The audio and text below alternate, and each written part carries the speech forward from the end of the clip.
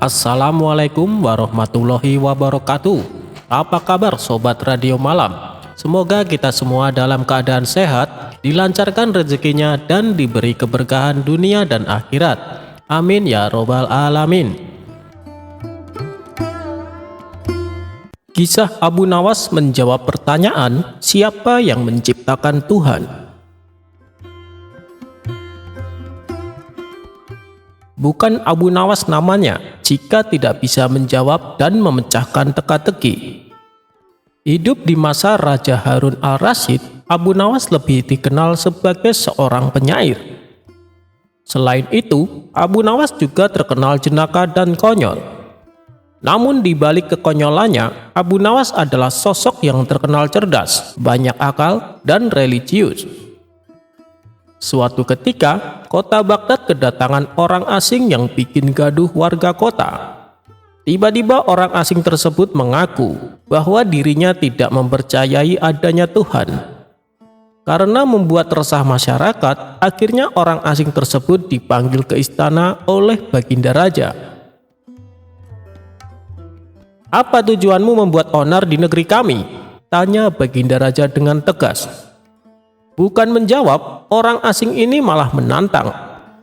"Untuk apa mengaku bertuhan kalau tidak bisa menjawab pertanyaanku?" kata dia. Kemudian Baginda Raja bertanya kembali tentang kepercayaan orang asing itu kepada Tuhan. Dengan tegas orang itu menjawab bahwa dirinya tidak percaya adanya Tuhan dan tidak percaya adanya akhirat. "Tapi saya dan rakyatku percaya adanya Tuhan, berarti keyakinan kita berbeda. Jadi jangan ganggu rakyatku," kata Baginda Raja. Namun orang asing itu malah mengajukan pertanyaan yang harus dijawab.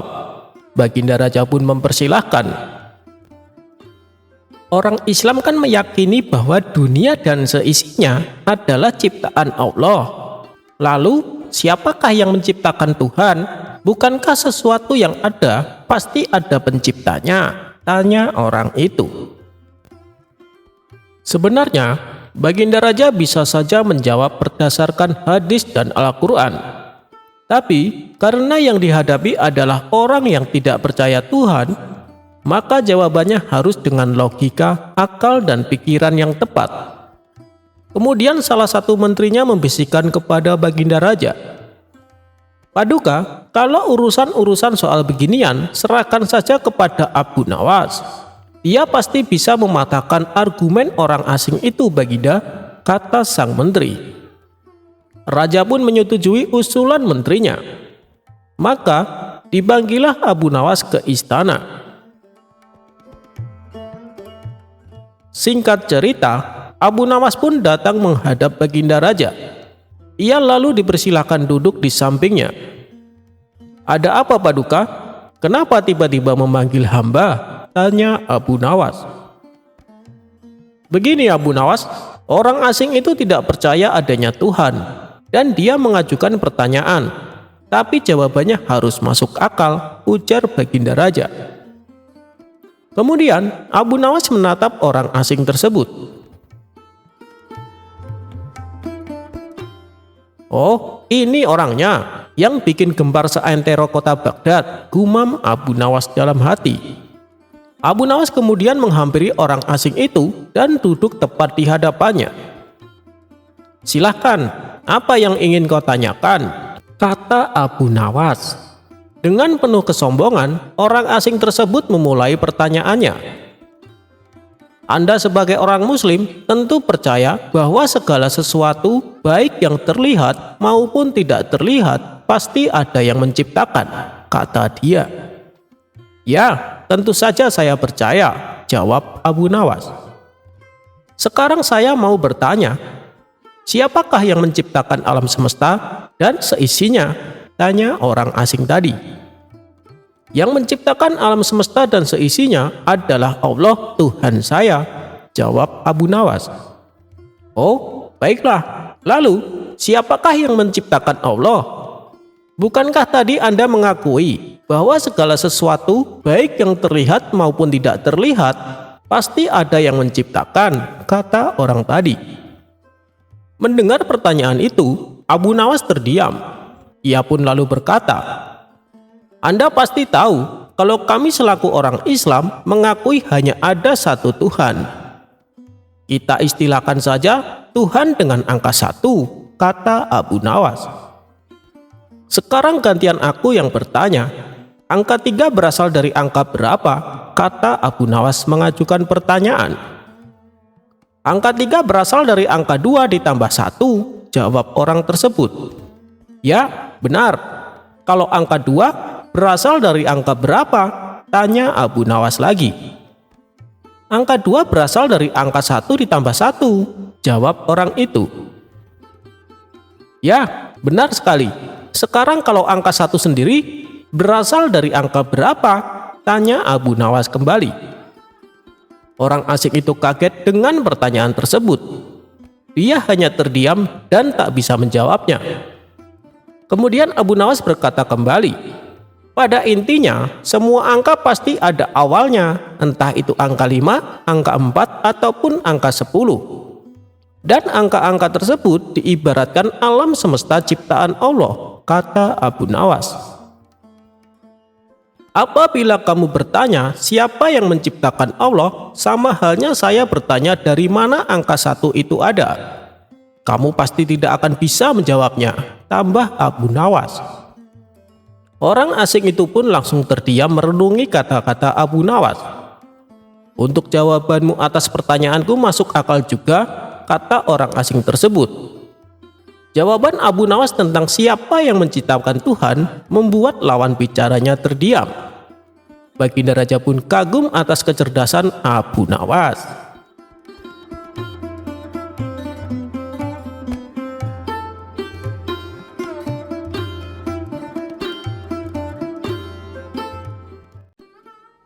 Akal bulus Abu Nawas makan sop gratis.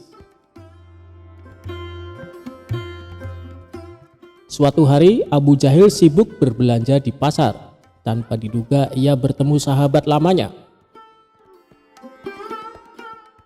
"Hei Abu Jahil, apa kabar?"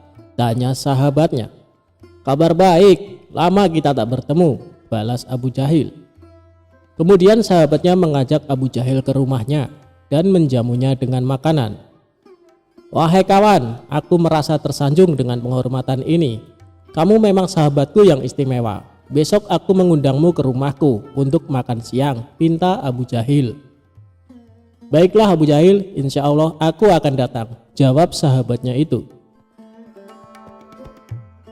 Esok harinya Abu Jahil membeli 2 ekor kelinci, tapi dia bingung bagaimana cara memasaknya. Kemudian ia teringat pada tetangganya Abu Nawas. "Abu Nawas kan pandai memasak, aku akan meminta bantuannya," pikir Abu Jahil. Abu Jahil lalu mendatangi rumah Abu Nawas dan mengutarakan keinginannya. Tentu saja Abu Nawas dengan senang hati bersedia membantunya. Saat Abu Nawas sibuk memasak, Abu Jahil berkata kepadanya, "Abu Nawas, aku tinggal sebentar menjemput sahabatku di pasar, sebab dia belum tahu alamat rumahku." Abu Nawas pun menjawab, "Ya, kamu pergi saja Abu Jahil, aku akan buat masakan sop kelinci yang lezat." Setelah Abu Jahil pergi, sop kelinci yang dibuatnya sudah matang. "Sepertinya lezat juga sop daging kelinci ini," pikir Abu Nawas. Dia pun mencicipinya satu iris. Mantap! Karena ketagihan, ia menyantap daging kelinci satu persatu sampai tersisa sedikit. Tidak lama kemudian datanglah Abu Jahil bersama sahabatnya. "Wahai Abu Nawas, ini sahabatku sudah datang, ayo siapkan makanannya," kata Abu Jahil. "Siap Abu Jahil, tapi lebih nikmat kalau ditambah dengan roti," ucap Abu Nawas. "Baiklah, aku akan keluar sebentar membeli roti," kata Abu Jahil. Sementara sahabat Abu Jahil duduk menunggu di ruang tamu. Ketika Abu Jahil keluar kedua kalinya ini, Abu Nawas malah menghabiskan sop kelinci yang dimasaknya. Selanjutnya, Abu Nawas berpikir bagaimana caranya agar Abu Jahil tidak marah. Tiba-tiba muncul ide jahil Abu Nawas. Ia menemui sahabat Abu Jahil yang duduk menunggu di ruang tamu. "Apakah kamu tahu kenapa diundang ke rumah Abu Jahil?" tanya Abu Nawas. "Aku tahu karena aku sahabatnya," jawab sahabat Abu Jahil. "Berarti kamu tidak tahu alasan yang sebenarnya," kata Abu Nawas berpura-pura sedih. "Memangnya ada apa dengan Abu Jahil?" tanya sahabat itu penasaran. "Sebenarnya sudah lama dia gila, sudah berobat kemana-mana tapi tidak ada satupun yang menyembuhkannya. Kemudian ada tabib yang menyarankan Abu Jahil memakan telinga manusia dan ternyata manjur. Abu Jahil semakin membaik dan mulai mengenali siapa saja sahabatnya, dan alasannya mengajakmu kemari agar bisa memotong telingamu untuk dimakan," kata Abu Nawas. "Apa ini serius?" tanya sahabat Abu Jahil. "Kalau tidak percaya, lihatlah ke dapur. Aku disuruh memasak sop tapi tidak ada dagingnya karena dia menginginkan kedua telingamu," ujar Abu Nawas. Spontan sahabat Abu Jahil masuk ke dapur dan melihat sop yang dibuat Abu Nawas. "Ternyata benar, aku harus secepatnya pergi dari sini," pikir sahabat Abu Jahil. Ketika hendak pergi keluar, ia berpapasan dengan Abu Jahil tepat di depan pintu. "Maaf kawan, aku terlambat. Aku akan segera menyiapkan hidangannya," kata Abu Jahil. Kemudian Abu Jahil masuk ke dalam dan memberikan kepada Abu Nawas. "Mana sop kelincinya Abu Nawas?" tanya Abu Jahil. "Begini Abu Jahil, sahabatmu tadi mengambil 2 daging kelinci dan menyembunyikannya di balik bajunya. Lihatlah, sahabatmu keluar dan lari karena dia ketakutan dan malu kepadamu," ucap Abu Nawas. Abu Jahil menengok ke arah ruang tamu. Benar saja, sahabatnya sudah pergi keluar. Abu Jahil pun berlari menyusul sahabatnya. "Hei kawan, ambillah satu saja dan berikan satu untukku," teriak Abu Jahil. "Kok gila ya, itu sama sekali tak mungkin ku berikan." Sahabatnya mengira Abu Jahil meminta telinganya. Ia pun ketakutan dan berlari tambah kencang. Sementara Abu Nawas yang menyaksikan itu tertawa terpingkal-pingkal.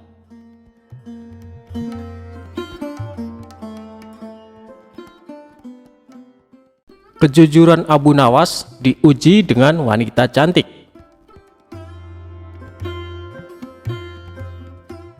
Suatu hari, Abu Nawas pergi ke hutan untuk mencari kayu.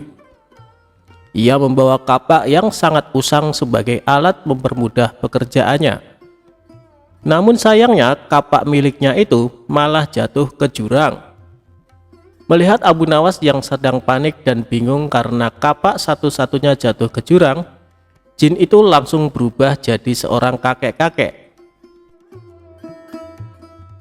Jin yang menjelma jadi kakek-kakek itu langsung menanyakan apa yang sedang terjadi. Lalu Abu Nawas mengatakan kalau kapak miliknya jatuh ke jurang dan kesulitan mengambilnya. Kemudian kakek itu menawarkan diri membantu mengambil kapak milik Abu Nawas. Namun kapak yang diambil sang kakek dari dalam jurang terlihat berbeda, berlapis emas dan sangat mewah.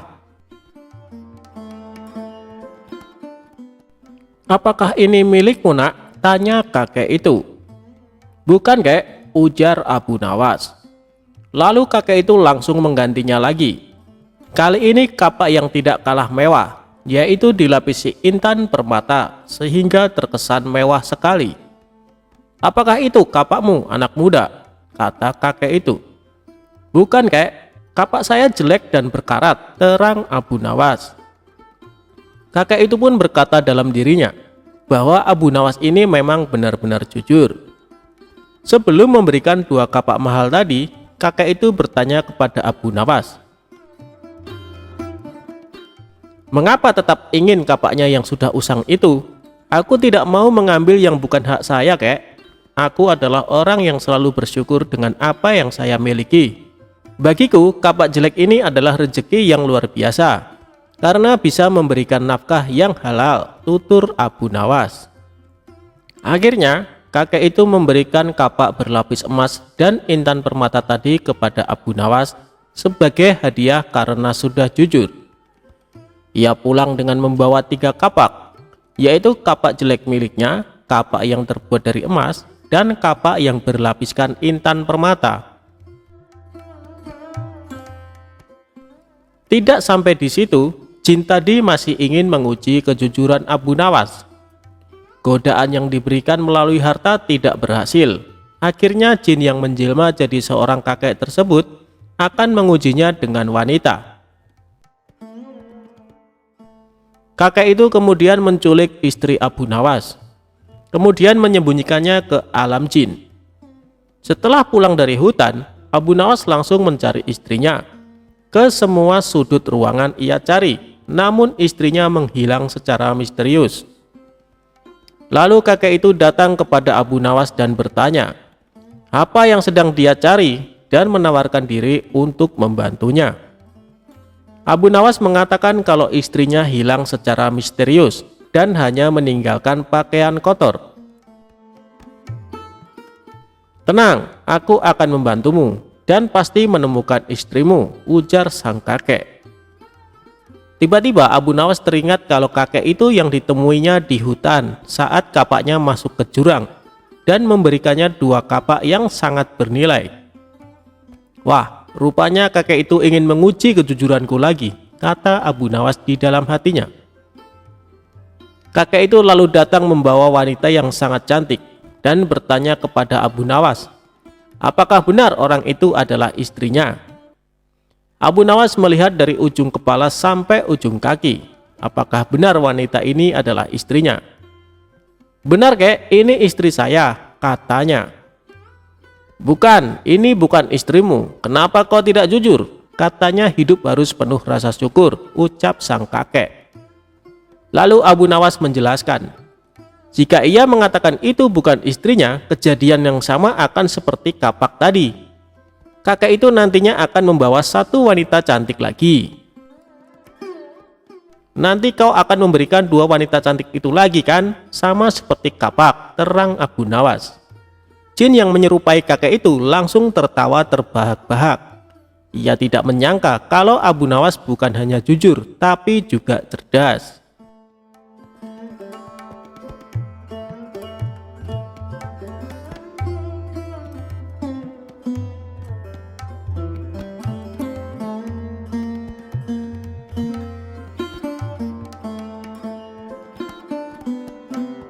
Ajaran Abu Nawas, cukup berserah diri, rezeki akan mendatangimu.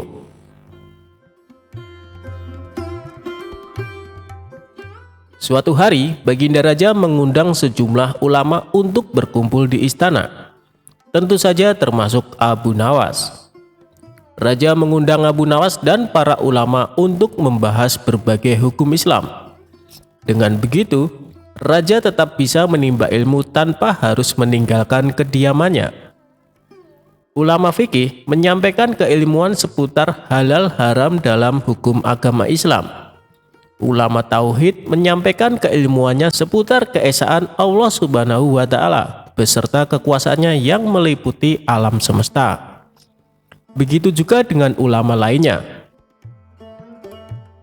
Setelah masing-masing ulama menyampaikan ilmu sesuai bidangnya, tibalah giliran Abu Nawas.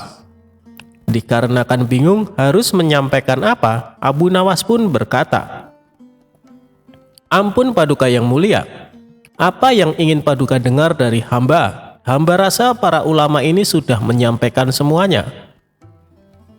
"Kalau menurutmu demikian, baiklah, berarti sekarang waktunya tanya jawab," ucap Baginda Raja. "Abu Nawas, apa yang kau ketahui mengenai rezeki?" tanya Baginda Raja.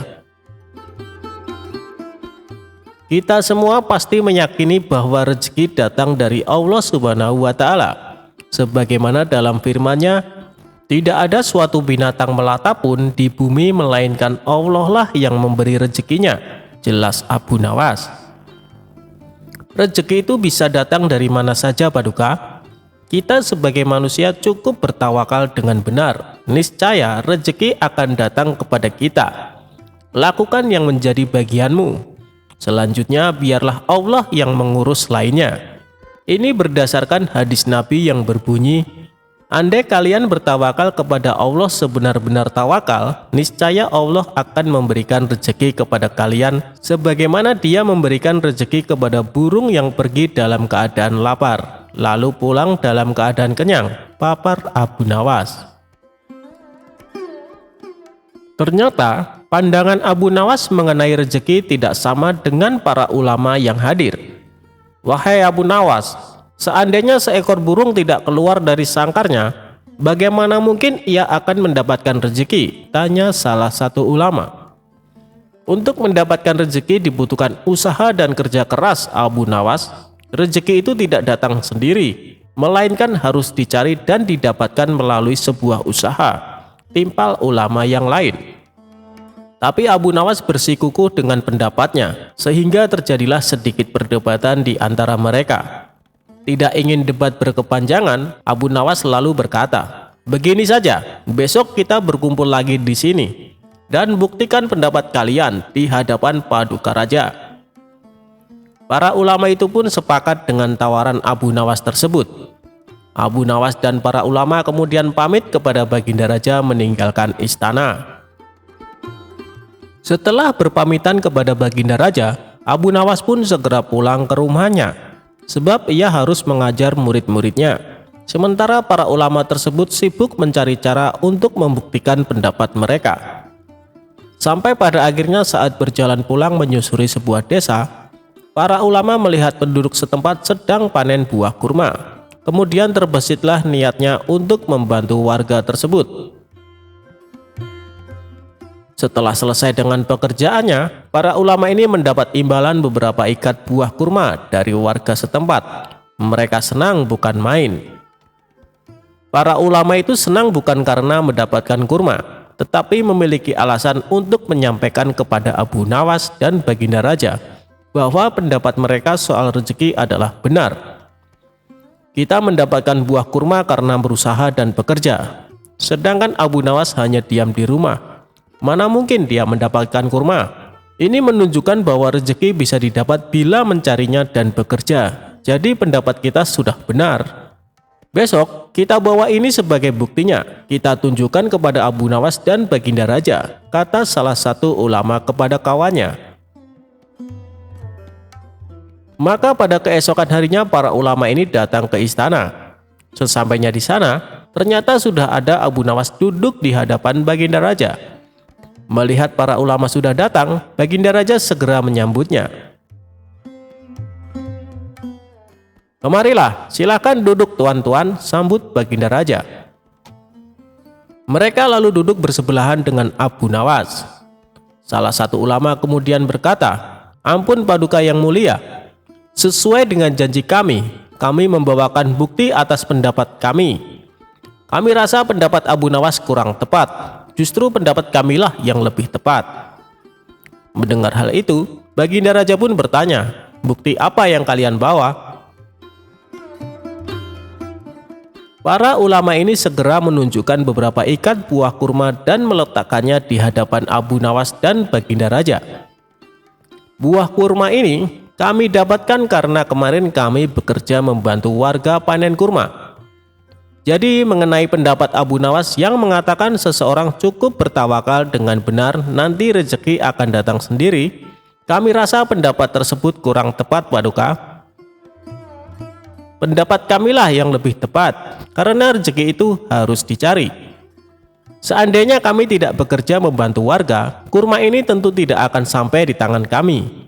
Sedangkan Abu Nawas kemarin hanya berdiam diri di rumah. Apakah Abu Nawas mendapat kurma seperti kami? Tentu saja tidak Paduka, karena kemarin Abu Nawas tidak bekerja," kata ulama menjelaskan. "Yang kalian katakan itu benar sekali. Aku sependapat dengan kalian," sahut Baginda Raja. Mendengar itu, Abu Nawas hanya tersenyum serta mengambil kurma dan mencicipinya. Kemudian ia berkata, "Kemarin aku memang hanya di rumah seharian, karena aku harus mengerjakan tugasku sebagai guru, yaitu mengajar murid-muridku. Hari ini saat kalian bercerita tentang kurma, tiba-tiba saja saya jadi kepingin. Alhamdulillah kalian datang bukan hanya membawa ceritanya, tapi juga buah kurmanya untukku. Bukankah ini juga bagian dari rezeki yang datang tanpa sebab, seperti yang hamba ucapkan dulu Paduka? Cukup dengan tawakal yang benar kepada Allah, niscaya Allah akan memberikan rezeki. Lakukanlah yang menjadi tugasmu, selanjutnya biarlah Allah yang mengurus lainnya. Hamba melakukan tugas sebagai guru, lalu Allah mengirim kalian membawakan kurma untukku. Ucap Abu Nawas tidak mau kalah. Mendengar penjelasan Abu Nawas, para ulama pun langsung tertawa satu sama lain. Kamu memang cerdik, Abu Nawas, puji Baginda Raja. Sementara para ulama ini meskipun berbeda pendapat tidak saling menyalahkan dan membenarkan pendapatnya sendiri.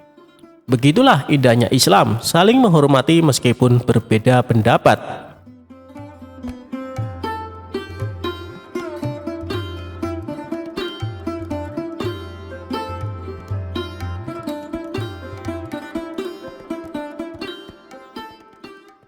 Memanah dengan gaya, Abu Nawas dapat hadiah.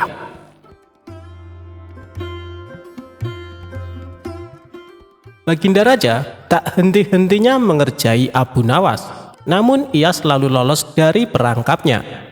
Yang ada, malah Baginda Raja sendiri yang menanggung kekalahan. Kalaupun beradu otak, pasti Abu Nawas yang akan menang, dan Raja tahu betul kecerdasan dan kecerdikan Abu Nawas. Namun Raja tak mau menyerah, ia kembali hendak menguji kecerdikan dan kecerdasan Abu Nawas. Kali ini, Baginda Raja mempunyai ide untuk mengalahkan Abu Nawas, yaitu dengan mengajaknya lomba memanah. Karena lomba tersebut yang dibutuhkan adalah keahlian, bukan kecerdasan otak. Maka dipanggillah Abu Nawas ke istana. Singkat cerita, datanglah Abu Nawas menghadap Baginda Raja.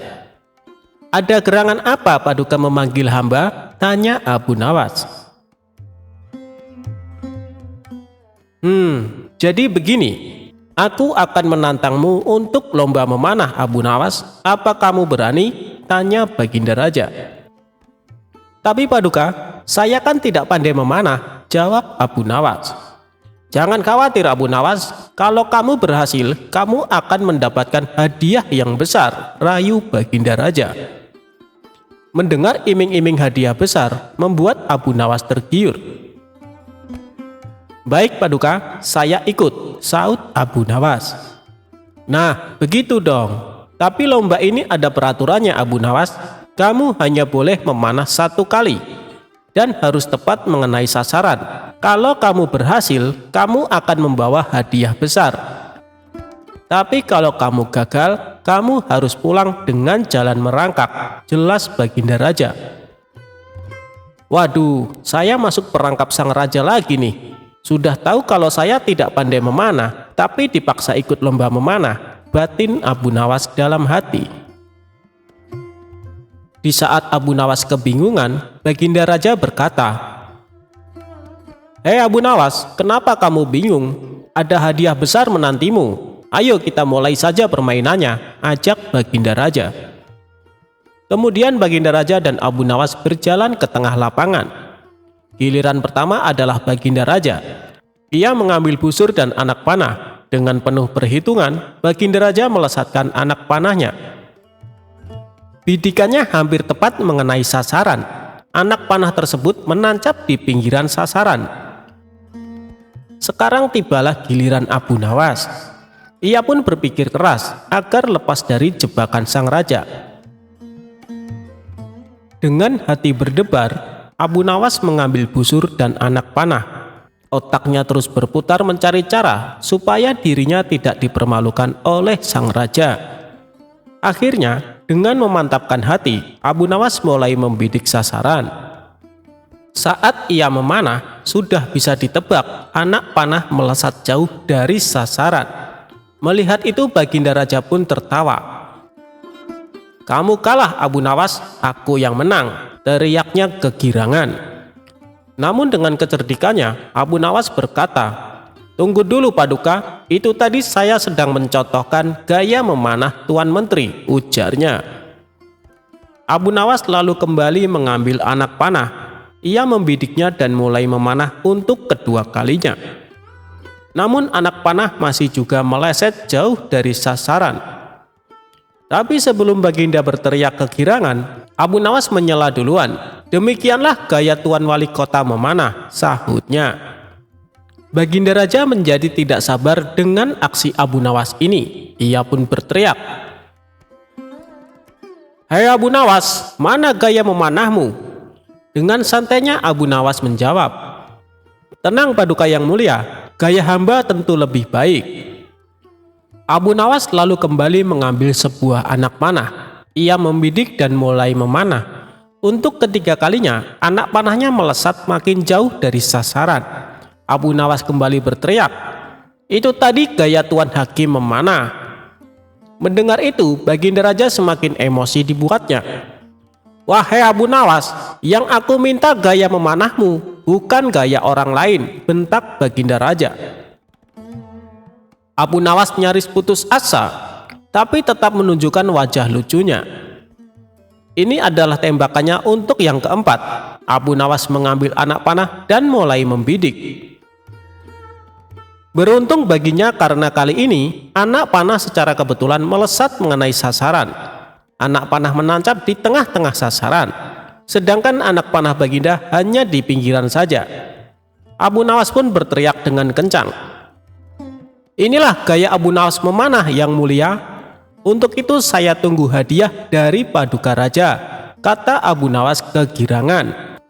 Melihat kecerdikan Abu Nawas, sang raja pun tak henti-hentinya tertawa. "Kamu memang cerdik Abu Nawas," kata Baginda Raja sambil menyerahkan hadiahnya. Berkat kecerdikan Abu Nawas, kesempatan memanah yang seharusnya hanya 1 kali bisa menjadi 4 kali.